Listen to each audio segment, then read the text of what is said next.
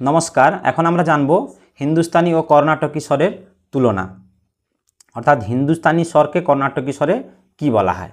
হ্যাঁ, একটু আলাদা আছে। তো চলো আমরা সময় নষ্ট না করে জেনে নিই, এবং তোমরা তোমাদের নিজেদের মতন করে ফিডব্যাকগুলি দিও, যাতে করে আমার বুঝতে সুবিধা হয় কোন কোন টপিকগুলো তোমাদেরকে ইম্পর্ট্যান্ট মনে হচ্ছে, এবং সেটা বানানো খুবই জরুরি। আমি কিন্তু বানিয়ে দেবো কিছুদিনের মধ্যে সময় পেলে, ঠিক আছে? পরীক্ষার আগেই তোমাদেরকে বানিয়ে দেব। চলো আমরা একটু দেখে নিই স্বরগুলোকে লিখে নিই। প্রথমে হচ্ছে সা, তারপরে হচ্ছে কোমল রে, এটা হচ্ছে কোমল রে, তারপরে হচ্ছে শুদ্ধ রে, তারপরে কোমল গা,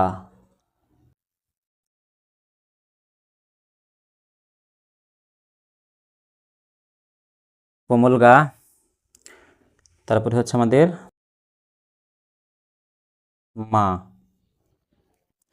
পরবর্তী পেজে দেখে নেব তীব্র মা, তীব্র মধ্যম, তারপরে হবে পঞ্চম, তারপরে কোমল ধৈবত,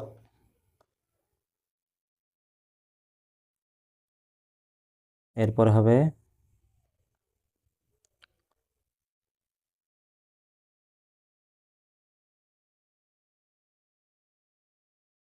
ধৈবত।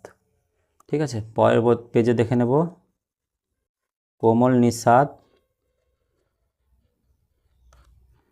আর শুদ্ধ নিষাদ। ঠিক আছে, তো চলো এক একটি করে দক্ষিণ ভারতে এদেরকে কোন নামে জানা হয় আমরা একটু জেনে নেব। দেখো, সাকে তো এরা ষড়জি বলে, ষড়জ, এটা খুবই ইম্পর্ট্যান্ট। এই জিনিসগুলো খুবই ইম্পর্ট্যান্ট, তোমরা কিন্তু এইটাকে খুব ভালো করে করবে, এখান থেকে প্রশ্ন আসতেই পারে। হ্যাঁ, আর আমাদের কোমল ঋষভকে তারা শুদ্ধ ঋষভ বলে,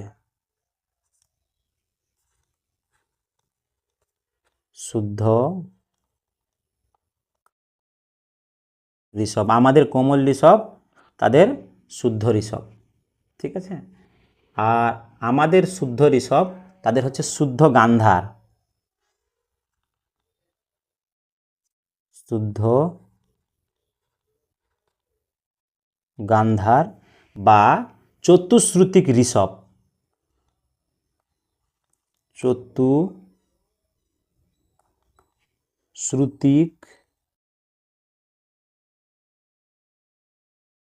ঋষভ। ঋষভ মানে রে, বোঝা গেল? চতুশ্রুতিক, শুদ্ধ রেকে এরা বলছে শুদ্ধ গান্ধার অথবা চতুশ্রুতিক ঋষভ। খুব সুন্দর করে এটা লিখবে এবং মনে রাখবে, এখান থেকে কিন্তু প্রশ্ন আসবে। কোমল গাকে এরা বলে সাধারণ গা,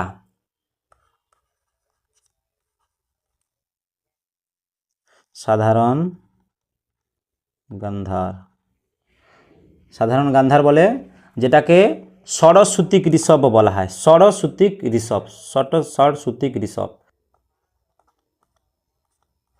ষড়শ্রুতিক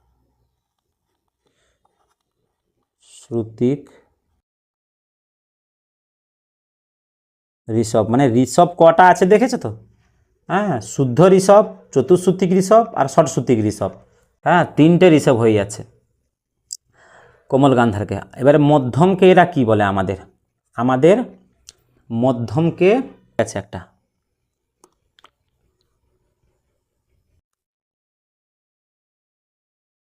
এখানে হবে শুদ্ধ গান্ধার, শুদ্ধ গান্ধারকে এরা বলে অন্তর্গান্ধার। কি বলে? অন্তর্গান্ধার, অন্তর্গান্ধার। কোমল গান্ধারকে বলে, আমাদের কোমল গান্ধারকে এরা সাধারণ গান্ধার বলে, সাধারণ গান্ধার, আর শুদ্ধ গান্ধারকে বলে অন্তর্গান্ধার। বোঝা গেল? এরপরে চলো এবারে হবে মধ্যম। এখানে লিখে নিই মধ্যম, এরপরে তীব্র মধ্যম,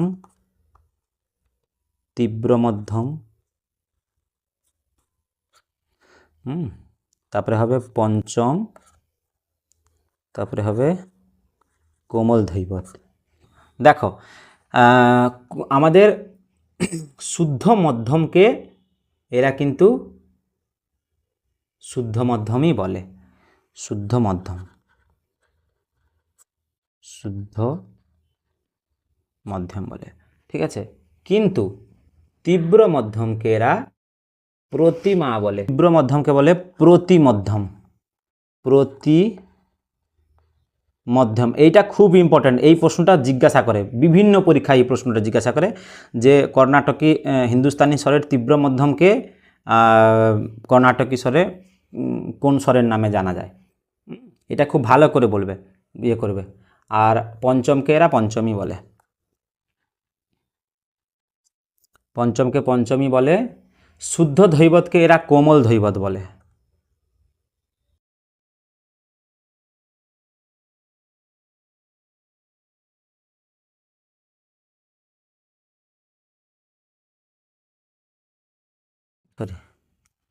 কোমল ধৈবতকে এরা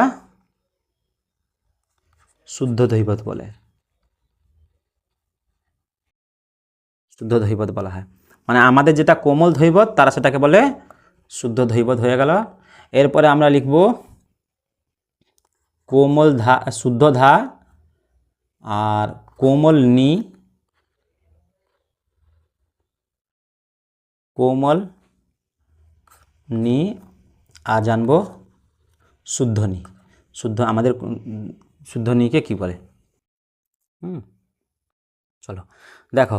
শুদ্ধ ধাকে এরা বলে শুদ্ধ নিষাদ বা চতুশ্রুতিক ধৈবত, চতুশ্রুতিক ধৈবত, শুদ্ধ নিষাদ, শুদ্ধ নিষাদ বা চতুশ্রুতিক, শ্রুতিক নিষাদ, চতুশ্রুতিক নিষাদ হয়। শুদ্ধ নিষাদ, চতুশ্রুতিক ধৈবত, ধৈবত, ধৈবত, বোঝা গেল। কোমল নিষাদকে এরা বলে কৈশিক নিষাদ, কয় ঐকার, কৈশিক নিষাদ, কৈশিক নিষাদ বলে, অথবা ষটশ্রুতিক ঋষভ বলা হয়, ষটশ্রুতিক ধৈবত, অথবা ষটশ্রুতিক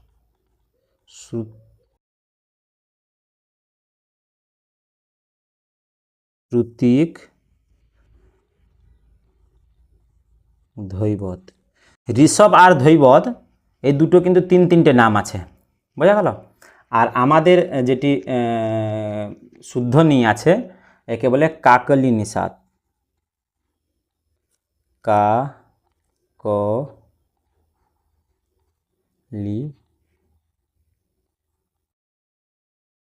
নিষাদ। এইগুলো পরীক্ষায় প্রচুর আসে, কাকলি নিষাদ, কৈশিক নিষাদ, আর সেদিকে প্রতিমা, হ্যাঁ খুব আসে। তো চলো আমরা জেনে নিলাম এইভাবে। দেখো সাকে এরা সরজ বলে, কোমল রেকে শুদ্ধ ঋষভ বলে, শুদ্ধ রেকে শুদ্ধ গান্ধার বা চতুশ্রুতিক ঋষভ বলে, আর আমাদের তীব্র কোমল গান্ধারকে সাধারণ গান্ধার বলে, শুদ্ধ গান্ধারকে অন্তর্গান্ধার বলে, হ্যাঁ। এরপরে মধ্যমকে শুদ্ধ মধ্যমই বলা হয়, আর এই তীব্র মধ্যমকে প্রতিমা বলে। এটা খুব ইম্পর্টেন্ট, এটা মনে রাখবে, তোমরা পুরোটাই মনে রাখতে হবে। পঞ্চমকে তো পঞ্চমী বলে, আর কোমল ধৈবতকে এরা শুদ্ধ ধৈবত বলে। কোমল ধৈবতকে কি বলে, শুদ্ধ ধৈবত। এবার চলো, শুদ্ধ ধৈবতকে এরা শুদ্ধ নিষাদ বা চতুশ্রুতিক ধৈবত বলে, আর কোমল নিষাদকে এরা কৈশিক নিষাদ বা ষটশ্রুতিক ধৈবত বলে, শুদ্ধ নিষাদকে বলে কাকলি নিষাদ। বোঝা গেল। এই হলো হিন্দুস্তানি ও কর্ণাটকী স্বরের তুলনা। সুন্দর করে খাতায় লেখো এবং এটাকে মনে রাখার চেষ্টা করো, বারবার বোর্ডে লিখে লিখে প্র্যাকটিস করো। হ্যাঁ, তবেই কিন্তু তোমরা তোমাদের পরীক্ষায় পাস করার সম্ভাবনা অনেকটাই বাড়বে। এই পরীক্ষায় যে পাস করতে হবে তার কোনো মানে নেই। নোট যদি তৈরি থাকে, পরবর্তীতে যদি আবার এসএসসি বেরোয়, তাহলে অবশ্যই তোমরা পাস করতে পারবে। সবাই সুস্থ থেকো, ভালো থেকো, রাধে রাধে।